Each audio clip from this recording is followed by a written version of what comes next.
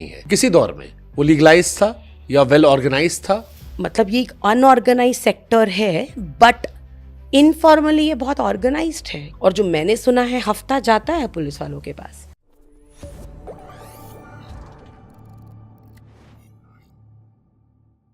India में sex worker जो हैं वो लीगलाइज नहीं है।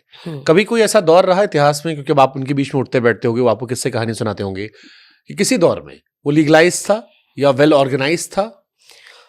लीगलाइज तो देखिए, उनको ये सब बातें नहीं पता है, क्योंकि उनको ये पता है कि मेरे को तो पता ही नहीं है यहाँ पे मैं आने वाली हूँ। मैं जिस दिन आई हूँ तब हमारी दीदियों के साथ अब ऐसा है कि अगर उनका, तभी बीच में हमारा एक घर है नोएडा में ही, जहाँ पे सब औरतें रहती हैं। तो वहाँ पे एक दीदी काम कर रही थी, उनके चोट लग गई, खून निकलने लग गया। तो मेरे को बहुत डर लग रहा था, मतलब कि दर्द हो रही है। उसने मुझे बोला, डरो मत दीदी, मैं इतना पिटी हूँ अपनी जिंदगी में, बचपन में मैं इतना पिटी हूँ कि मुझे ये छोटे मोटे खून से कुछ फर्क नहीं पड़ता है। And that was a big cut. क्योंकि नेक्स्ट डे कोई गेस्ट आने वाले थे, तो वो पागलों के जैसे काम कर रही थी। मैंने बोला, तू रुक पहले डॉक्टर के पास। नहीं नहीं नहीं, मैं रात को देख लूंगी जो मुझे करना है। सो उनको लीगलाइज, अगर आप उनसे जाके सब बातें करोगे ना, तो वो हंसते हैं आपके चेहरे पर और वो बोलते, क्या लीगलाइज और इलीगल की तुम मुझसे बात कर रही हो। मेरे को यहाँ पे, मैं रोज डर में सोती हूँ। मेरी बच्ची है एक, अभी तो बड़ी हो गई है। हम एक शेयरिंग सर्कल करते हैं अपना, हर रोज हमारा दिन का एंड होता है शेयरिंग सर्कल से। तो उसमें एक सवाल था कि आपको सबसे ज्यादा डर किस चीज से लगता है। तो उस बच्ची ने बोला, मुझे रात को सोने से डर लगता है, क्योंकि जब मैं सोऊंगी तो पुलिस वाले या कोई ना कोई अंकल आके मेरी मम्मी को पीटेंगे, और अगर पुलिस वाले अंकल आ गए तो वो पीट पीट के मेरी मम्मी को लेकर चले जाएंगे। तो मुझे वो ऐसा रात में होगा, ये सोच के डर लगता है। तो मुझे नींद आने से डर लगता है कि अगर मैं सो गई और मेरी मम्मी को ले गए तो फिर मेरे को कौन देखेगा। पुलिस वाला क्यों पीटेगा? प्रोस्टिट्यूशन? क्योंकि आ, पैसे या हनक या फ्रस्ट्रेशन? पैसा। क्योंकि वहां पे, मतलब ये एक अनऑर्गेनाइज सेक्टर है, बट इनफॉर्मली ये बहुत ऑर्गेनाइज्ड है। क्योंकि अगर एक लड़की आ रही है छोटी सी, दूर दूर गांव से आ रही है, 2-3 स्टेशन ट्रेन बदल बदल कर आ रहे हैं, दिल्ली के एक कोठे में चढ़ रही है, तो आपको लगता है कि ये ऐसे ही हो सकता है। नहीं, हर स्टेशन पे लोग हैं, हर स्टेशन पर पैसा दिया जाता है। जब दिल्ली में भी आते हैं तो आई एम श्योर पैसा देते हैं। और जो मैंने सुना है, हफ्ता जाता है पुलिस वालों के पास। तो अगर ऐसा में किसी ने हफ्ता नहीं दिया, या कभी, और बहुत बार ऐसा भी होता है कि क्लाइंट्स नीचे चले जाते हैं और वो लोग गलत कहानियां भी बता देते हैं कि मेरे 50,000 रुपये ले लिए या मेरे 60,000 रुपये ले लिए। तो पुलिस वाले उनको बोलते, ठीक है ऊपर चलते हैं, तू 1 लाख बोलियो। और या कभी मान लीजिए 2,000 रुपये ले लिए, तो बोलते ऊपर चलते हैं तो 25,000 बोलियो।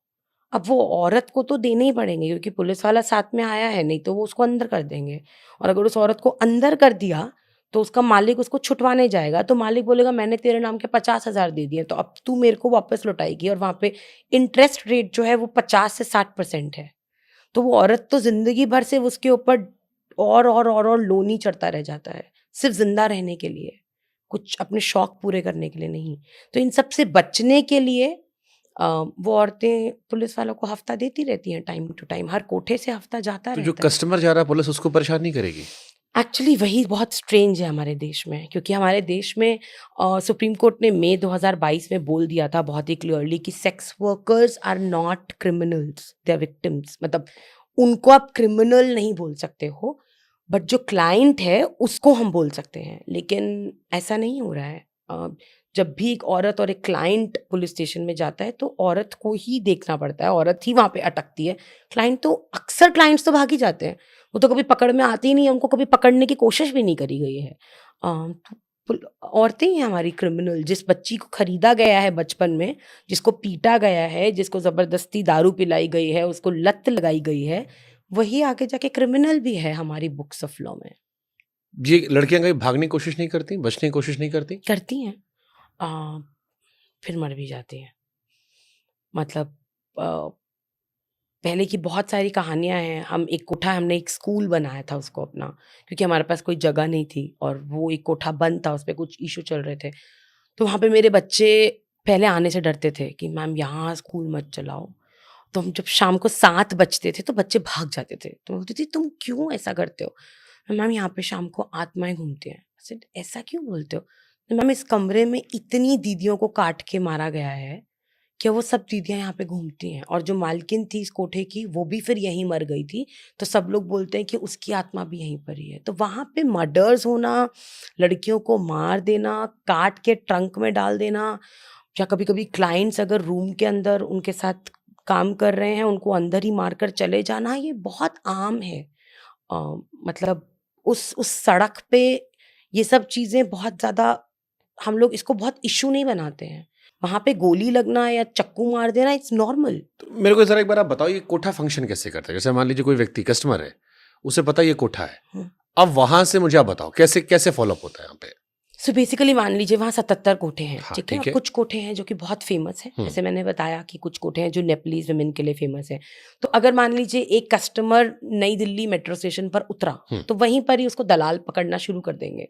आप भी अगर जाओगे और अगर आप जीबी रोड की तरफ जा रहे होगे, जबकि जीबी रोड एशिया का लार्जेस्ट हार्डवेयर मार्केट है, हाँ। आपको चावड़ी जाना है, आपको तब भी जीबी रोड से जाना पड़ेगा। आपको लाहौरी गेट जाना है, तब तो आपको जीबी रोड से ही पार करना पड़ेगा। बट ये दलाल आपको समझेंगे कि आप तो सिर्फ कोठों के लिए आए हो, ऑटोमेटिकली ट्रैक कर लेंगे वो अगर आप वहीं सड़क पे से घूम रहे हो आपको, तो। अगर आप सड़क पर हो तो, और वो आपके पीछे पीछे पीछे पीछे यंग लड़की दूंगा, 12 साल की, 12 साल की, 13 साल की, इतना रेट, ये वो नेपली सुंदर, ये वो करते करते वो आपको पकड़ते चले जाएंगे। अगर आप उनको अग्री कर गए कि हाँ ठीक है मुझे ले चल, तो फिर उनके कुछ कुछ कोठों में, मतलब वो कुछ कोठों के दलाल असाइंड हैं कि मैं इस कोठे में ही लेकर जाऊंगा, वो उस कोठे में आपको लेकर जाएंगे।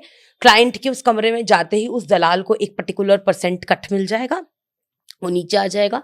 वो आदमी वहाँ पर, कुछ कोटों में पर्ची सिस्टम होती है, तो वो लोग वहाँ पे पर्ची कटवाते हैं अपनी, और लड़की चुनते हैं, और उसके बाद वो अंदर जाते हैं अपने एनकाउंटर रूम में।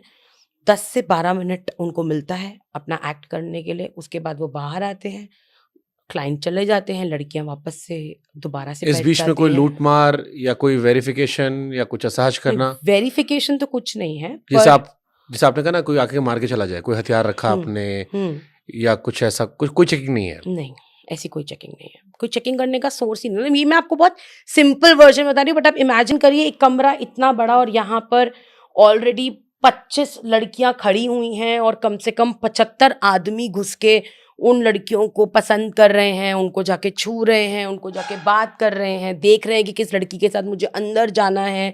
वहीं पर ही पर्ची कट रही है, वहीं पर ही 2 आदमी बैठे होंगे, और वो कोई कुछ बेच रहा होगा, या कोई, क्योंकि वहाँ पे मार्केट भी ऊपर ही चढ़ती है, वो औरतें नीचे नहीं आती हैं, तो कोई कुछ बेच रहा होगा। तो एक इतने से कमरे में आप लगाइए, अगर 75-80 लोग खड़े हुए हैं, तो आपको पता भी नहीं है। बहुत सारे आदमी तो ऊपर चढ़ते हैं और उनको कोई पसंद नहीं आती तो उसी वक्त नीचे उतर जाते हैं।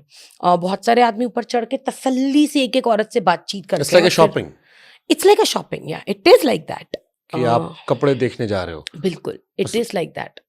कुछ कमरों में इट इज लाइक दैट। कुछ कमरों में ऐसा होता है कि जहां पे आप ऊपर गए और सीधा आपको दलाल ही एनकाउंटर रूम में धक्का दे देता है, एंड देन जिस लड़की का भी नंबर होता है या मालकिन जिस भी लड़की को बोलती है वो उस कमरे में चली जाती है।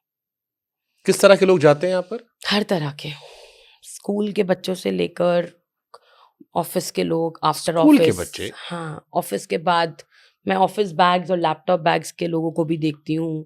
रिक्शे वाले आदमी लोग जो रिक्शा चलाने के बाद वो अपनी फ्रस्ट्रेशन निकालने जाते हैं। बूढ़े लोग, 80-80 साल के लोग भी वहाँ पर चढ़ते हैं। तो वहाँ पे कोई एज ग्रुप या कोई लोग आ रहे हैं ऐसा नहीं बोल सकते। डीयू के बच्चे एज एन इंटरेस्ट कि हम देखने चाहते हैं कि कैसा है, बिकॉज इसके आसपास काफ़ी, इसको हमने रोमांटिसाइज भी तो कर रखा है ना। वो तो कभी जीबी रोड नहीं गया यार, फिर तो तूने जिंदगी में कुछ भी नहीं करा, ये भी एक डायलॉग चलता है।